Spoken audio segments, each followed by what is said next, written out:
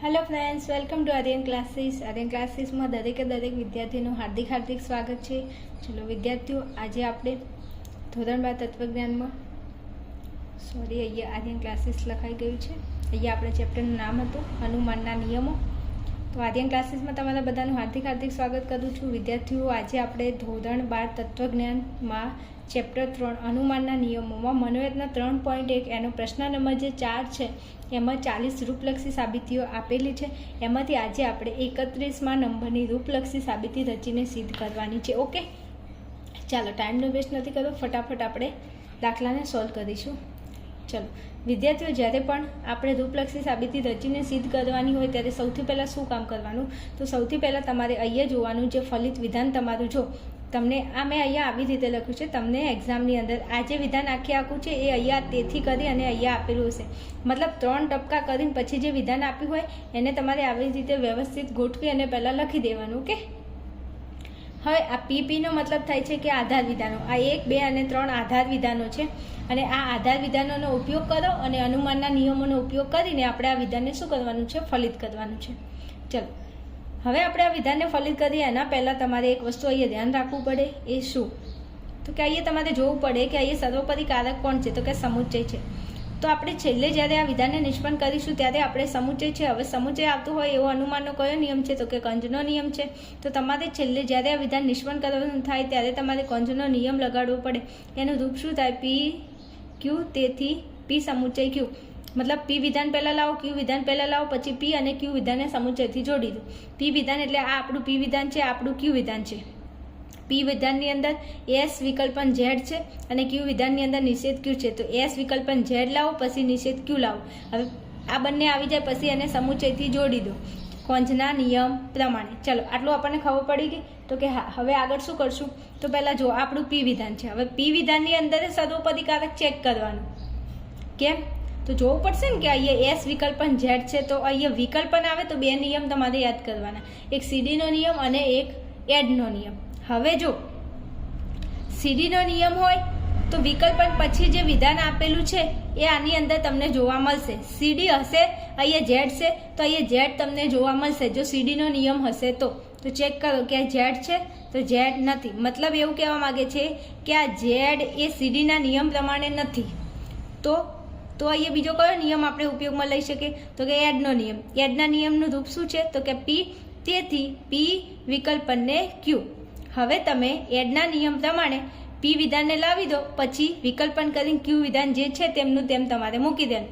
મતલબ તમારે એસ લાવવાનો, પછી વિકલ્પન કરીને ઝેડ તો મૂકી જ દેવાનું એડના નિયમ પ્રમાણે. હા, સારું છે. સીડી નથી, સીડી હોય તો આપણને લેવાના દેવા પડી જાય હે. હા, તો આપણે પહેલાં એસ લાવીશું અને પછી શું કરીશું? ઝેડને મૂકી દઈશું. ઓકે, તો કે ઓકે. અને નિષેધ ક્યુ નહીં તો કોઈ ટેન્શન જ નથી, કારણ કે એક વિધાન છે, આમાં કોઈ સર્વોપરી કારક છે નહીં.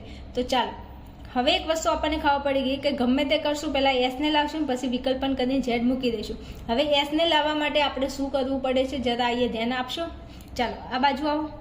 અહીંયા છે શરતી, અહીંયા શરતી, અહીંયા સમુચ્ચય. ચલો શરતી આવતા હોય એવા અનુમાનના કેટલા નિયમ છે? તો કે એમપી, એમટી, એચએસ અને સીડી. આ 4 નિયમો છે જેની અંદર શરતી આવે છે. તો કે હા આવે છે ને, કેમ નહીં? એમપી, એમટી, એચએસ અને સીડી. સીડીનું રૂપ શું થાય છે એ લખું છું. પી શરતી ક્યુ, આર શરતી એસ, પી વિકલ્પન આર. તેથી ક્યુ વિકલ્પનને એસ. ઓકે. ચલો આ આપણો સીડીનો નિયમ છે. હવે અહીંયા છે સમુચ્ચય. સમુચ્ચય હોય એવો અનુમાનનો નિયમ સિમ્પનો નિયમ. સિમ્પનું રૂપ શું થાય? પી સમુચ્ચય ક્યુ. જરૂર હોય તો પીને નિષ્પન્ન કરો, જરૂર હોય તો ક્યુને નિષ્પન્ન કરો. તમારે જેની જરૂર હોય એને તમે નીચે ઉતારી શકો, નિષ્પન્ન કરી શકો. હવે વિદ્યાર્થીઓ, સૌથી પહેલાં આપણે શું કરીશું? તો સૌથી પહેલાં આપણે જો અહીંયા કોઈ નિયમ લાગુ પડે એવો છે? ના, નથી. કોઈ નિયમ જ્યારે લાગુ પડતો ના હોય ત્યારે આપણે સૌથી પહેલાં સિમ્પના નિયમ ઉપર જઈશું અને સિમ્પના નિયમ પ્રમાણે આપણે કોઈ વિધાનને નીચે ફલિત કરીશું. હવે જો અહીંયા 2 શરતી છે. જો એક વિકલ્પનવાળું વિધાન અહીંયા આવી જાય તો સીડીના નિયમ પ્રમાણે હું એસ વિધાનને ગમે તે કરીને નીચે નિષ્પન્ન કરી શકું. કેવી રીતે? ધ્યાન આપો. જો અહીંયા સમુચ્ચય છે, આપણે સિમ્પનો નિયમ લગાડીએ પહેલાં. તો જો સિમ્પના નિયમ પ્રમાણે શું કહે છે? તો કે પી વિધાન હશે તો આ આખું આપણું પી વિધાન. પછી સમુચય, તો આ સમુચય. ક્યુ વિધાન એટલે આ આખું આપણું ક્યુ વિધાન. હવે મારે જરૂર છે ક્યુ વિધાનની. આ વિધાનની મારે જરૂર છે, હું નીચે નિષ્પન્ન કરું છું. તો ચલો પી વિકલ્પન અને આર. તો પી વિકલ્પન આર મેં કયા નિયમ પ્રમાણે, સિમ્પના નિયમ પ્રમાણે, અને કયા આધાર વિધાન પરથી, તો કે 3 નંબર. તો અહીંયા તમે લખી શકો 3 નંબર અને સિમ્પ. ચાલો આટલું થઈ ગયું. હવે આગળ ચલો હવે જોજો પી વિકલ્પન આર આવી ગયું છે, બરાબર. વિદ્યાર્થીઓ, મારા વાલા વિદ્યાર્થીઓ, થોડું તમે નજર કરો તો આ છે સીડીનો નિયમ, એનું રૂપ મેં અહીંયા લખ્યું છે. હવે સીડીનું રૂપની અંદર જો 2 શરતી છે ને ત્રીજા નંબરે વિકલ્પન છે. તો 2 શરતી હોય ને ત્રીજા નંબરે વિકલ્પન હોય એવું આપણને આધાર વિધાનોમાં ક્યાંય દેખાય છે? તો જો આ 2 શરતી છે ને અહીંયા વિકલ્પન છે. જેમ રૂપ છે ને એમનું એમ અહીંયા વિધાનો પણ છે. જો પી શરતી ક્યુ, તો આ પી શરતી ક્યુ, આર શરતી એસ, તો આર શરતી એસ. પછી ત્રીજા નંબરે પી વિકલ્પન આર, તો ત્રીજા નંબરે આ આવી જો પી વિકલ્પન આર. સીડીના નિયમ પ્રમાણે છેલ્લું વિધાન કયું આવે? તો કે ક્યુ વિકલ્પન એસ આવે. તો હવે સીડીના નિયમ પ્રમાણે ચોથા નંબરનું વિધાન છે ક્યુ વિકલ્પન એસ. તો અહીંયા હું ક્યુ વિકલ્પન એસને નિષ્પન્ન કરી શકું આ રૂપ પ્રમાણે સીડીનો નિયમ લગાડીને. સીડીમાં પી શરતી ક્યુ છે, તો આપણી જોડે પી શરતી ક્યુ છે. આર શરતી એસ છે, આપણી જોડે આર શરતી એસ છે. પી વિકલ્પન આર છે, આપણી જોડે પી વિકલ્પન આર છે. જો આ ત્રણેય વિધાનો હોય તો તમે ચોથા વિધાનને નિષ્પન્ન કરી શકો. અને ચોથું વિધાન કયું છે? ક્યુ વિકલ્પન એસ. તો હું આ ક્યુ વિકલ્પન એસને આપણે નિષ્પન્ન કર્યું. તો કયા આધાર વિધાનો પરથી? તો કે 1, 2 અને 4. તો અહીંયા લખી શકો 1, 2 અને 4. નિયમ સીડીનો લખી દો સીડી. ચાલો આટલું થઈ ગયું. ઓકે, હવે શું કરશું? તો કે છઠ્ઠા નંબરે આવો. ચલો હવે આપણે જરૂર કોની છે? એસની છે. હવે એસની જરૂર હોય તો એસને લાવવા માટે કંઈક મથામણ કરવી પડશે. જો અહીંયા આપણો એસ છે, તો કે હા છે ને, આપણે એકલો એસની જરૂર છે. અહીંયા એસ છે, આગળ વિકલ્પન છે, અને અહીંયા ક્યુ વિધાન છે. હવે એસની આગળ વિકલ્પન છે, તો વિકલ્પન આવતું હોય એવો અનુમાનનો નિયમ હું અહીંયા લખું છું, ડીએસનો નિયમ. તો જો ડીએસના નિયમ પ્રમાણે પી વિકલ્પન ક્યુ, નિષેધ પી, તેથી ક્યુ. હવે જો પી વિધાન એટલે આપણું ક્યુ વિધાન, તો હું લખું આ પી વિધાન. ચલો વિકલ્પન એટલે આ વિકલ્પન, પછી ક્યુ એટલે આપણો એસ. પછી જો નિષેધ પી હોય, નિષેધ પી એટલે પીમાં કોણ છે? સોરી, અહીંયા ક્યુ આવશે. આપણું ક્યુ છે એટલે આપણું આ ક્યુ વિધાન. પછી વિકલ્પન એટલે વિકલ્પન, ક્યુ વિધાન એટલે એસ વિધાન. હવે જો અહીંયા નિયમ પ્રમાણે પીનો નિષેધ કરેલો છે, તો પીમાં આપણું કયું વિધાન છે? નિષેધ ક્યુ. જો નિષેધ ક્યુ હોય તો આપણે આ પી વિધાનનો નિષેધ કર્યો. પછી ક્યુ વિધાન નીચે આવ્યું. ક્યુ વિધાનમાં આપણું કયું વિધાન છે? એસ વિધાન. તો એસ વિધાનને હું નિષ્પન્ન કરી શકું ડીએસના નિયમ પ્રમાણે. એસ લાવવું હોય તો પહેલાં નિષેધ ક્યુ લાવવું પડે આ ટૂંકમાં. તો નિષેધ ક્યુ લાવવા માટે જો નિષેધ ક્યુ આવી જાય તો એસ આવી જાય.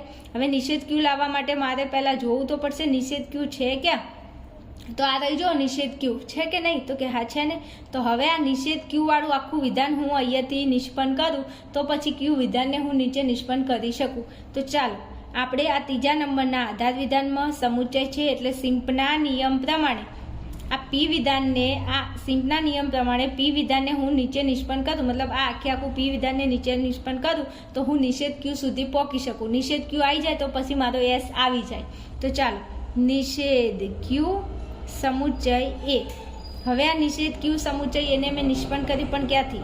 તો કે ત્રીજા નંબરના આધાર વિધાન પરથી. લખો 3 નિયમ સિમ્પનો, લખી દો સિમ્પ. ચાલો આટલું થઈ ગયું? હા થઈ ગયું. હવે જો આપણે કોની જરૂર છે? નિષેધ ક્યુની. તો અહીંયા જો અહીંયા પાછો સમુચ્ચય છે કે નહીં? તો કે હા સમુચ્ચય છે. હવે સમુચ્ચય છે તો સિમ્પના નિયમ પ્રમાણે મારે જે જરૂર હોય એ વિધાનને હું નીચે નિષ્પન્ન કરી શકું. આ આપણો સિમ્પનો નિયમ. પી વિધાન એટલે આપણું આ પી વિધાન, સમુચ્ચય એટલે સમુચ્ચય, ક્યુ એટલે આપણું એ વિધાન. હવે પીની જરૂર હોય તો પીને નીચે નિષ્પન્ન કરો, ક્યુની જરૂર હોય તો ક્યુને નિષ્પન્ન કરો. મારે કોની જરૂર છે? નિષેધ ક્યુની. તો હું નિષેધ ક્યુને નિષ્પન્ન કરીશ. નિષેધ ક્યુને મેં નિષ્પન્ન કર્યું ક્યાંથી? છઠ્ઠા નંબરના આધાર વિધાન પરથી. નિયમ સિમ્પનો લખી દો સિમ્પ. ચાલો મારે જરૂર હતી નિષેધ ક્યુની. નિષેધ ક્યુ આવી ગયું. તો હવે હું શું કરીશ? તો હવે મારે એસ વિધાનને લાવવાનું છે. તો એસ વિધાનને હું કયા નિયમ પ્રમાણે લાવીશ? ડીએસના નિયમ પ્રમાણે. તો ચલો 8મા નંબરે આવો. હવે હું અહીંયા આ ક્યુ વિકલ્પન એસ, ચલો વિકલ્પનનો નિયમ લગાડું, અરે ડીએસનો નિયમ લગાડું છું. તો ડીએસનો નિયમ એટલે આપણું પી, એટલે આપણો પી વિધાન. વિકલ્પન એટલે આપણું વિકલ્પન. ક્યુ એટલે આપણો એસ. હવે પી વિધાનનો નિષેધ હોવો જોઈએ. પી વિધાનમાં આપણું કયું વિધાન છે? ક્યુ વિધાન. ક્યુ વિધાનનો નિષેધ હોવો જોઈએ. છે નિષેધ? હા. તો હવે હું ક્યુ વિધાનને નીચે નિષ્પન્ન કરી શકું? તો ક્યુ વિધાનમાં મારું કયું વિધાન છે? એસ વિધાન. તો એસ વિધાનને નિષ્પન્ન કરી શકું? હાશ, એની તો જરૂર છે. તો લખી દો એસ. એસ ક્યાંથી આવ્યો? તો કે 5 નંબર લખો 5 નંબર, 7 નંબર લખો 7 નંબર, નિયમ ડીએસનો લખી દો ડીએસ. આવી ગયું? ચલો, એસની જરૂર હતી, એસ આવી ગયું.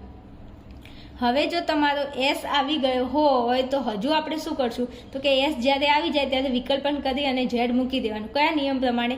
એડના નિયમ પ્રમાણે. હવે આપણે 31મા નંબરના દાખલા ઉપર આવ્યા છીએ તો આ વિકલ્પન ઝેડ એડનો નિયમ આપણને આવડવો જોઈએ. છોકરાઓને આ જ નથી ખબર પડતી, પણ હવે તો આવડે ને. હા, ચલો હવે શું કરશું? તો કે કંઈ નહીં, જે વિધાન છે એને એમનું મૂકો, પછી અહીંયા વિકલ્પન ઝેડ છે તો લખી દો વિકલ્પન ઝેડ. હવે આ વિકલ્પન ઝેડની અંદર આપણે કયો નિયમ લગાડ્યો? એડનો નિયમ. પણ કયા આધાર વિધાન પરથી? તો કે 8 નંબર અને નિયમ એડ લખી દો એડ. ચલો, મતલબ એસ વિકલ્પન ઝેડ આવી ગયું, આવી ગયું. હવે નિષેધ ક્યુ, તો નિષેધ ક્યુ પણ ઉપર આવી ગયું છે. નિષેધ ક્યુ આ રહ્યું, એસ વિકલ્પન ઝેડ આ રહ્યું. તો અહીંયા તમને નિયમ પ્રમાણે સમુચયથી આ બંનેને જોડી દો. તો પહેલાં કોને લખશું? એસ વિકલ્પન ઝેડ. અહીંયા જે પહેલું હોય એને પહેલાં લખો. ચલો, 10મા નંબરે શું કરીશું? તો લખો એસ વિકલ્પન ઝેડ લખી દીધું. કૌંસમાં છે તો કૌંસ કરો, સમુચય છે તો સમુચય કરો, નિષેધ ક્યુ છે તો નિષેધ ક્યુ આ રહે તો લખો નિષેધ ક્યુ. રેડી? ચલો, હવે એસ વિકલ્પન ઝેડ કયા નંબર પર? આધાર વિધાન 9મા નંબરનું લખો 9 નંબર. નિષેધ ક્યુ ક્યાં છે? 7 નંબર લખો 7 નંબર. નિયમ આપણે કોંજનો નિયમ મેં કીધું હતું કે પી આવે ક્યુ આવે એટલે આ બંનેને જોડી દેવાનું. પી ક્યુ આવી ગયું તો પી ક્યુને સમુચયથી જોડી દો કોંજના નિયમ પ્રમાણે. તો લખી દો અહીંયા કોંજ. ચલો, આવી ગયું. હવે જો અહીંયા જે વિધાન છે એવું સેમ ટુ સેમ વિધાન અહીંયા આવી જાય તો આપણો દાખલો સાચો છે. કેટલો સરસ મજાનો દાખલો હતો. આમ જોવા જાવ તો એકદમ સહેલો દાખલો છે. એકવાર ગણીને થોડી પ્રેક્ટિસ કરી લેજો. ઓકે, ચલો ફટાફટ દાખલો ગણી સોલ્વ કરી અને આગળના દાખલાની અંદર આવી જજો. બીજું, વિદ્યાર્થીઓ વિડીયો જોવો છો પણ કોમેન્ટ નથી કરતા, ચેનલને સબસ્ક્રાઈબ નથી કરતા, તો દરેકે દરેક વિદ્યાર્થી ચેનલને સબસ્ક્રાઈબ કરીને રાખજો. તમારા બોર્ડની એક્ઝામની અંદર બહુ જ તમને ચેનલની અંદરથી ઘણું બધું શીખવા મળશે અને તત્વજ્ઞાનની અંદર તો તમે ધારશો સારા એવા માર્ક્સ લાવી શકશો. તો ખાસ ચેનલને સબસ્ક્રાઈબ કરીને જજો. વિડીયોને લાઇક શેર તમારા મિત્રો સુધી શેર કરવાનું રાખજો. ઓકે.